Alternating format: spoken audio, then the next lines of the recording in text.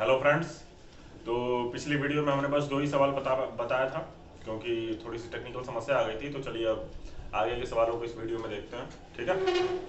तो पहला और दूसरा सवाल हो गया था, तीसरा सवाल मैं पढ़ रहा हूँ। अब तीसरे सवाल में देखिए क्या करना है। तीसरा सवाल बोल रहा है कि दो संख्याओं का योग जो है वो 64 है।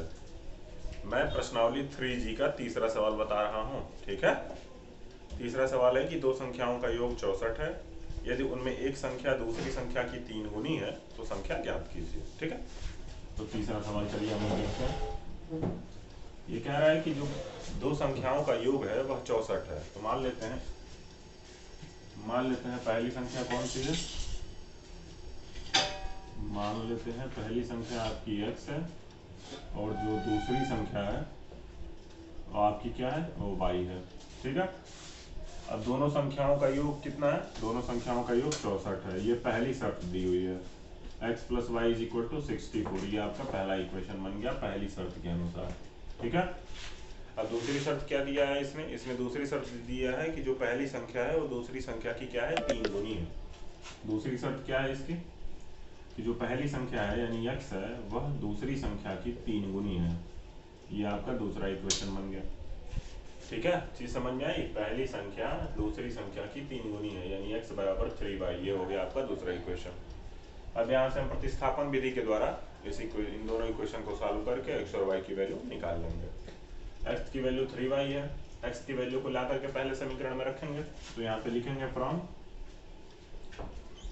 इक्वेशन 1 क्या हो जाएगा, x की वैल्यू 3y ला करके रखेंगे तो 3y plus y is equal to 64, यानी 4y इज इक्वल टू 64। तो हो जाएगा y इज इक्वल टू 64/4, यानी कितना हो जाएगा, 16 हो जाएगा। y की वैल्यू आ जाएगी 16, ठीक है। ये चीज समझ में आई। अब इसी 16 की वैल्यू को ला करके हम या तो पहली इक्वेशन में रख दें या तो दूसरी इक्वेशन में रख दें, तो वहां से वैल्यू हमारी दूसरी संख्या की निकल जाएगी। तो दूसरी इक्वेशन में रखते हैं। अब यहाँ पे लिखते हैं फ्रॉम इक्वेशन 2, ठीक है। x is equal to 3y दिया हुआ है, तो यहाँ से लिख दिया 3 इंटू 16, यानी जो x की वैल्यू है वो हो गई 48, ठीक है।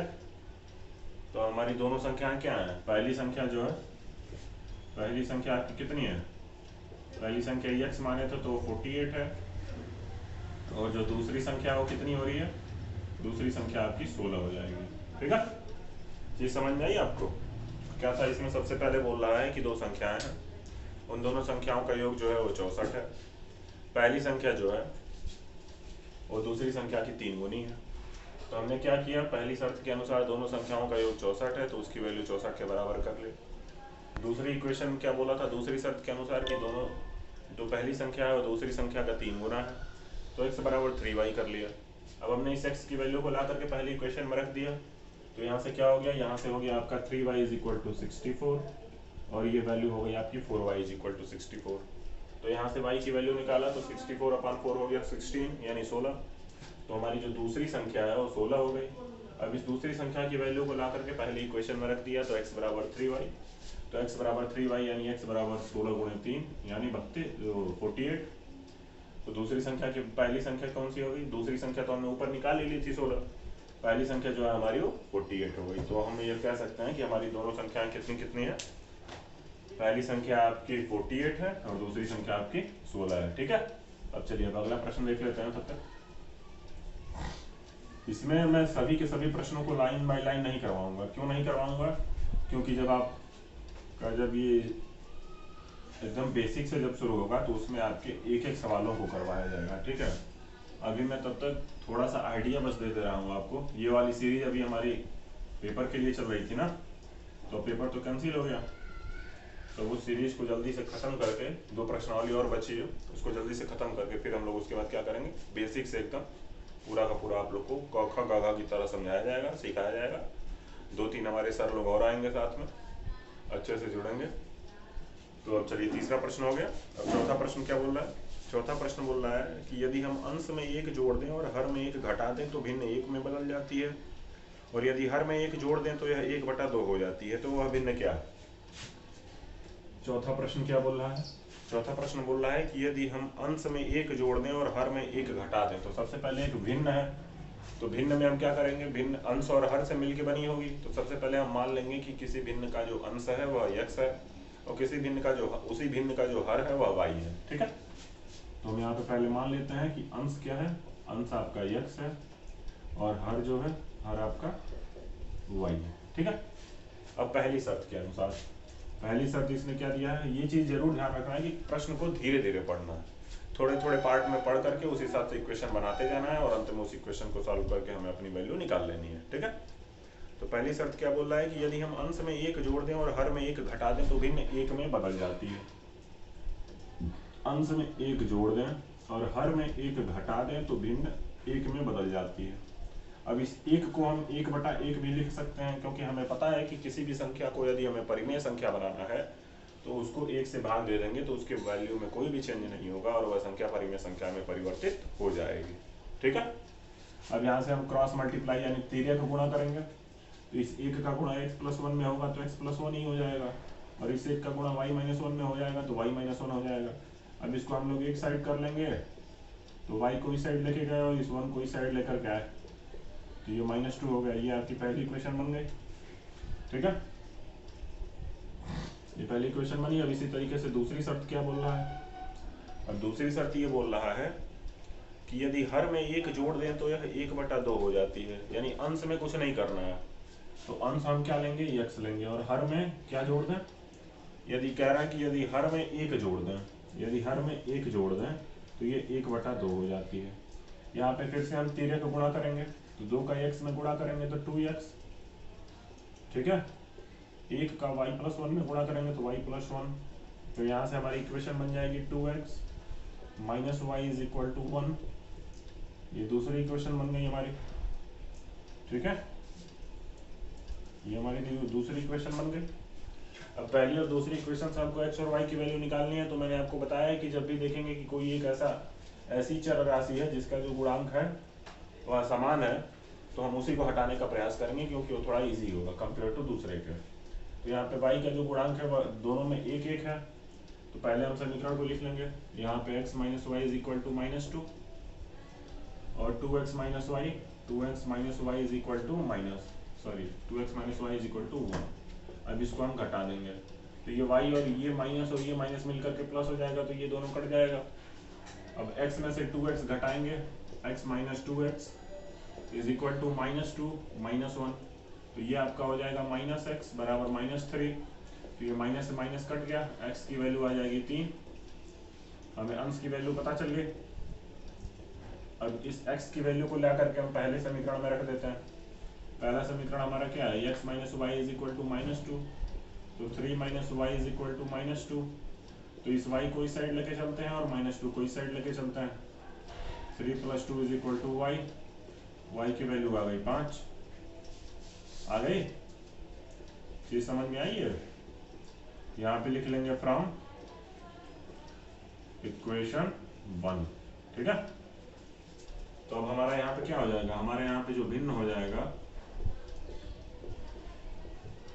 भिन्न हमारा क्या होगा, अंश बटा हर, यानी 3/5, तो ये हमारा आंसर हो जाएगा। ठीक है, एक बार और दोहरा लेते हैं। प्रश्न में कहा है कि एक ऐसी भिन्न है जिसके अंश में एक जोड़ देते हैं और हर में एक घटा देते हैं तो वह भिन्न 1 के बराबर हो जाती है।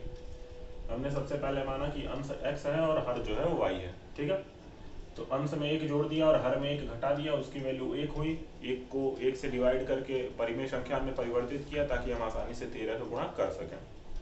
हमने 13 गुणा किया, x+1 = y-1 हुआ।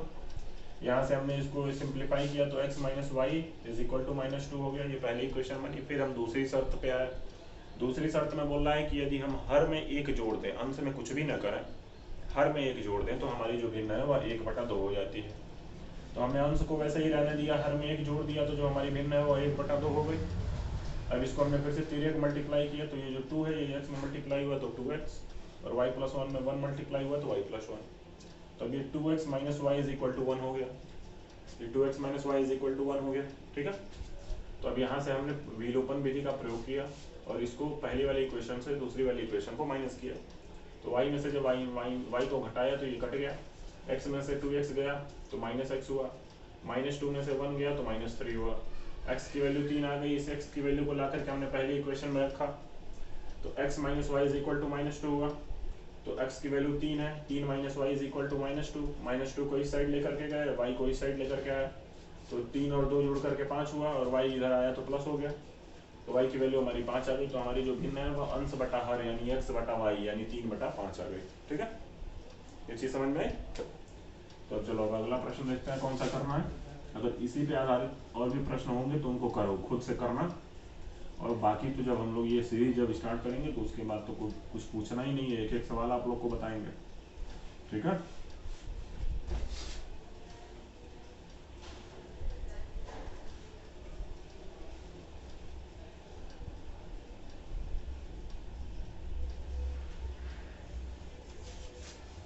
अब देखते हैं कि अगला प्रश्न कौन सा कराने लायक है।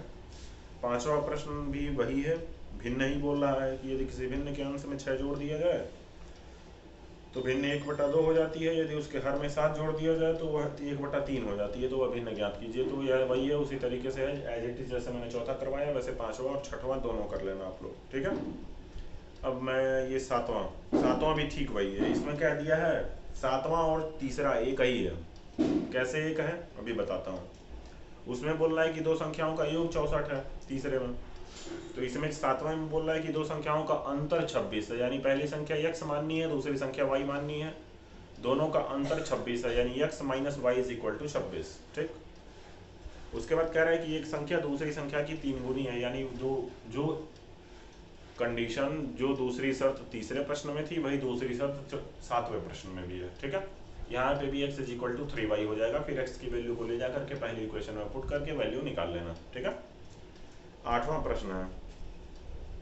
आठवां प्रश्न कह रहा है कि यदि किसी बच्चे को अपने घर से पिकनिक स्थल पैदल पहुंचने में 6 घंटे लगते हैं किंतु वह साइकिल से उसी दूरी को 2 घंटे में तय कर सकता है, यदि उसकी साइकिल की औसत चाल उसकी पैदल चाल से 7 किलोमीटर प्रति घंटा अधिक हो तो उसकी पैदल चाल और साइकिल की चाल ज्ञात कीजिए। ये प्रश्न थोड़ा नया है, इसको मैं अच्छे से बता देता हूँ। ठीक है, इसको देख लो। आठवां प्रश्न, ठीक है, आठवां प्रश्न क्या है, यदि किसी बच्चे को अपने घर से पिकनिक स्थल पैदल पहुंचने में 6 घंटे लगते हैं किंतु वह साइकिल से उसी दूरी को 2 घंटे में तय कर लेता है, यदि उसकी साइकिल की औसत चाल उसकी पैदल चाल से 7 किलोमीटर प्रति घंटा अधिक हो। 1 मिनट में थोड़ा देख लो कैमरा चल रहा है कि नहीं,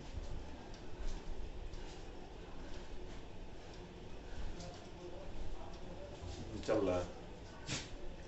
हाँ, तो ये कह रहा है कि यदि उसकी साइकिल की औसत चाल उसकी पैदल चाल से 7 किलोमीटर प्रति घंटा अधिक हो तो उसकी पैदल चाल और साइकिल की चाल ज्ञात कीजिए। तो हम सबसे पहले क्या करेंगे, पैदल चाल मान लेंगे कि कितनी है, मान लेते हैं पैदल चाल जो है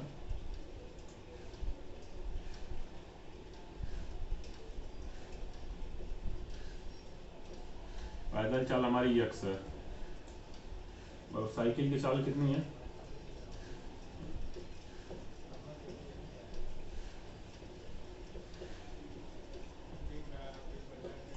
साइकिल की चाल मान लेते हैं y है। ठीक है, तो अब इसमें हम पहले दूसरी वाली कंडीशन लेंगे, पहली वाली कंडीशन थोड़ी सी बड़ी होगी इसलिए हम पहले दूसरी वाली कंडीशन लेते हैं। दूसरी कंडीशन में क्या बोल रहा है कि उसकी साइकिल की औसत चाल उसकी पैदल चाल से 7 किलोमीटर प्रति घंटा अधिक है। तो साइकिल की जो औसत चाल है वो पैदल चाल से 7 किलोमीटर प्रति घंटा अधिक है, ये हमारी पहली इक्वेशन है दूसरी शर्त के अनुसार। ठीक है, अब पहली शर्त दोबारा पढ़ते हैं।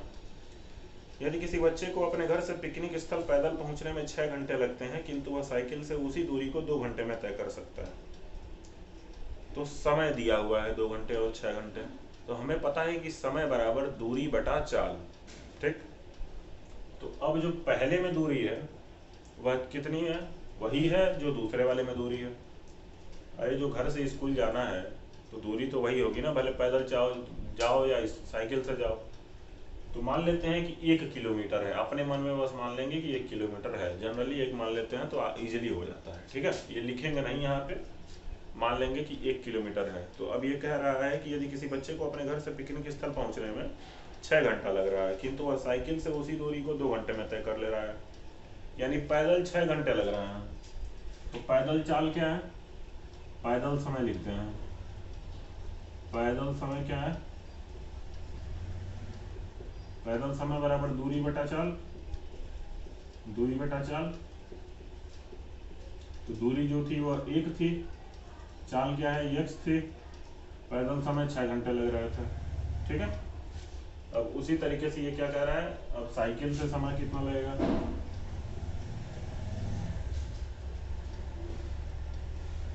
साइकिल से समय कितना लगेगा, साइकिल से समय जो होगा, दूरी ये कही है, चाल हमारी कितनी है y है, तो जो साइकिल से समय लग रहा है वो 2 घंटे लग रहा है, तो 2 घंटे की वैल्यू 1/y हो गया। अब यहाँ से हम देख रहे हैं कि यहाँ से एक इक्वेशन क्या बन रही है, इस इक्वेशन को मैं और थोड़ा सा सिंप्लीफाई कर देता हूँ, इसको यहाँ से मल्टीप्लाई करेंगे तो 6x इज इक्वल टू 1, ठीक, और इसको थोड़ा सा सिंप्लीफाई करेंगे तो 2y इज इक्वल टू 1। ये चीज समझ में आई।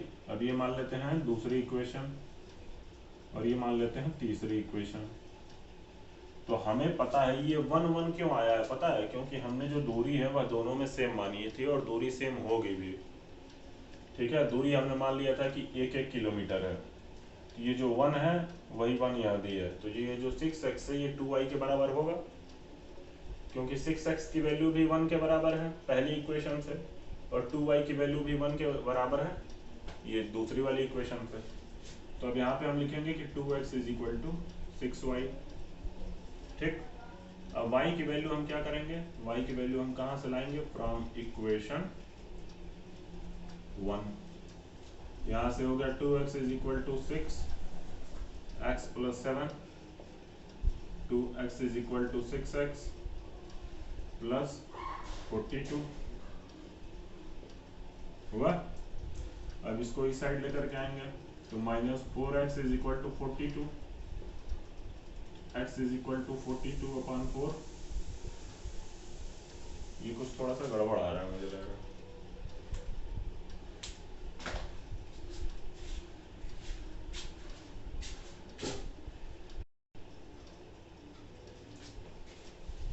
x बराबर -42/4, ये कुछ गड़बड़ हो रहा है, थोड़ा सा हमें देखना चाहिए। 2x is equal to 6y, 6x is equal to 2y होगा ना। हाँ ये देखो यहाँ पे ये थोड़ा गड़बड़ हुआ है, यहाँ पे 6x is equal to 2y होगा। ठीक है, इसको चलो हम भी कहें, कहाँ से ये माइनस आने लगा अचानक, इसको सही कर लेता हैं। यहाँ से जैसे देखो ये दूसरी और तीसरी इक्वेशन जब बराबर होगी तो ये 6x 2y के बराबर होगा ना, तो यहाँ पे हम लिखेंगे 6x बराबर 2y। ठीक है, तो अब 6x की वैल्यू तो वैसे ही रहेगी, और 2y की जो वैल्यू है, y की क्या वैल्यू है, x प्लस 7 है, तो ये तुम्हारा हो गया 6x बराबर 2x और प्लस 14। तो अब इसको इस साइड लेकर के जाएंगे तो 4x बराबर 14, ये मैंने थोड़ा सा शॉर्ट में लिख दिया, 6x minus 2x is equal to 4x हो जाएगा ये। ठीक है,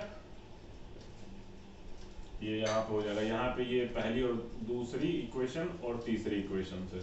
ठीक है, ये तुम लोग समझ रहे होगे, अभी मैंने समझाया। तो यहाँ से x की वैल्यू आ जाएगी 14/4 यानी 7/2 यानी 3.5 किलोमीटर पर आवर। ठीक है, इसमें किलोमीटर पर आवर में दिया है ना, ये देख लेना एक बार। हाँ, किलोमीटर पर आवर में दिया है, यानी किलोमीटर प्रति घंटे में दिया है। तो ये x किसकी चाल है, इसकी पैदल चाल है। अब साइकिल की चाल कितनी होगी, यानी y की वैल्यू कितनी है, y की वैल्यू है x प्लस 7 यानी 3.5 plus 7 is equal to 10.5 kilometre per hour. ठीक है, तो ये साइकिल की चाल जो है वो हो जाएगी 10.5 किलोमीटर प्रति घंटे, और जो पैदल चाल है वह हो जाएगी 3.5 किलोमीटर प्रति घंटे। ठीक है, ये चीज समझ में आ रही। तो ये हो गया आपका 8वां प्रश्न। अब देखिए 9वां प्रश्न क्या है कि 30 किलोमीटर चलने में अजीत को अमित से 2 घंटे समय अधिक लगता है। यदि अजीत अपनी चाल दुगनी कर दे तो उसे अमित से 1 घंटा कम समय लगेगा। उनकी चाल ज्ञात कीजिए। तो चलिए ये भी कर लेते हैं।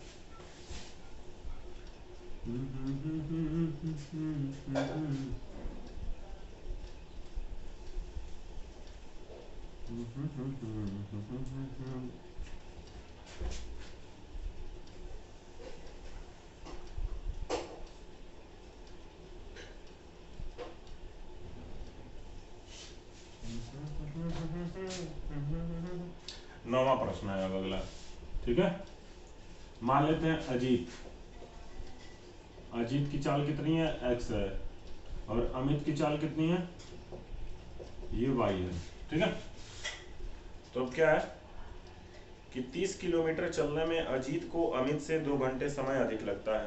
तो अजीत को समय कितना लगेगा, पहली शर्त के अनुसार कितना किलोमीटर चलना है, 30 किलोमीटर चलना है दोनों को, ये याद रखेंगे। तो अभी क्या है, समय बराबर दूरी बटा चाल, ये पता है ना। तो अब समय किसका समय, पहली शर्त के अनुसार अजीत का समय टी ए जे, ये हो गया आपका। दूरी कितनी है, दूरी दिया है 30 किलोमीटर, चाल क्या है, चाल x है।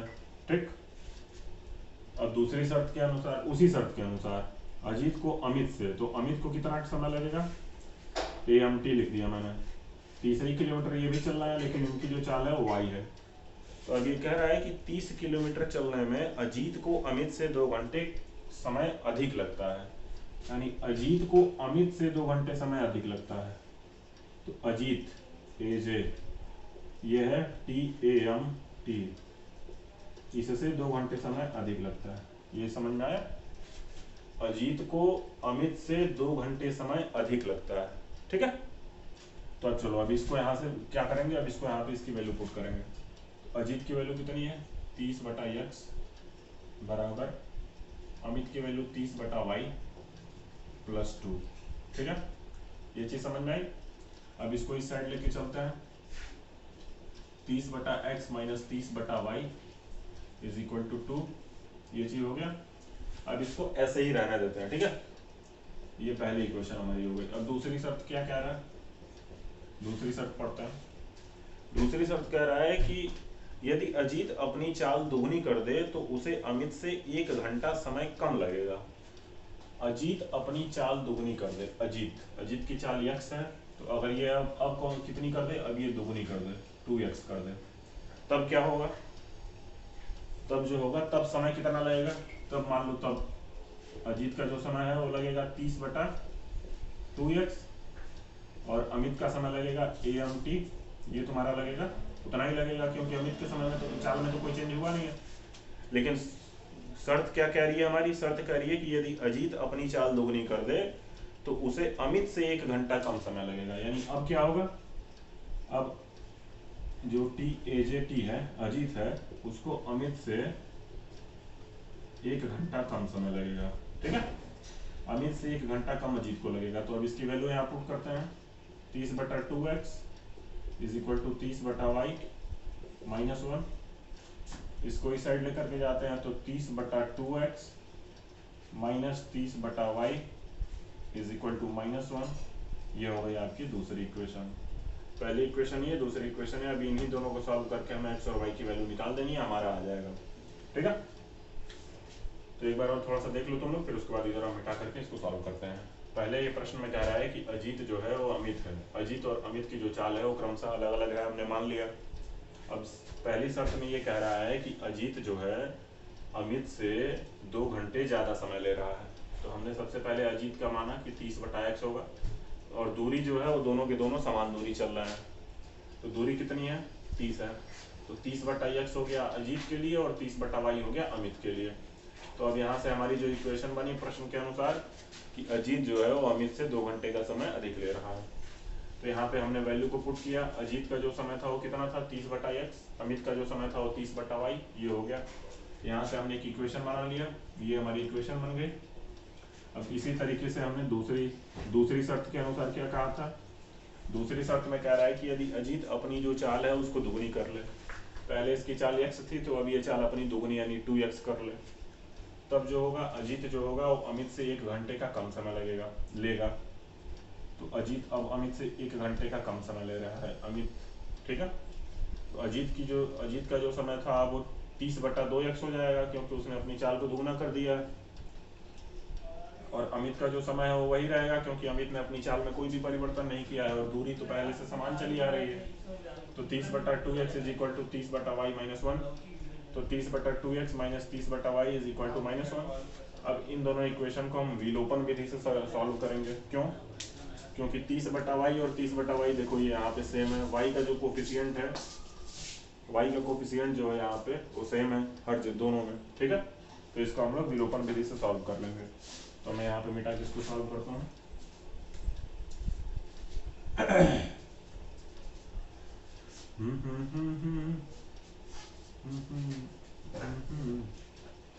अब इसको हम लिखते हैं 30/x minus 30/y is equal to 2 और 30/2x minus 30/y is equal to -1।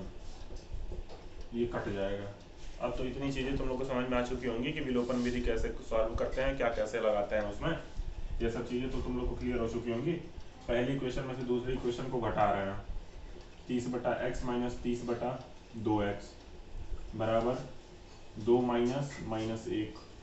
तो ये क्या हो जाएगा, यहाँ पे एलसीएम ले लो 2x, ये हो गया। 2 से क्या करना है अब यहाँ पे, या तो सिंपल सी बात है, इस 2 से इस 30 को काट लो 15 बार में, सबसे बढ़िया यही रहेगा।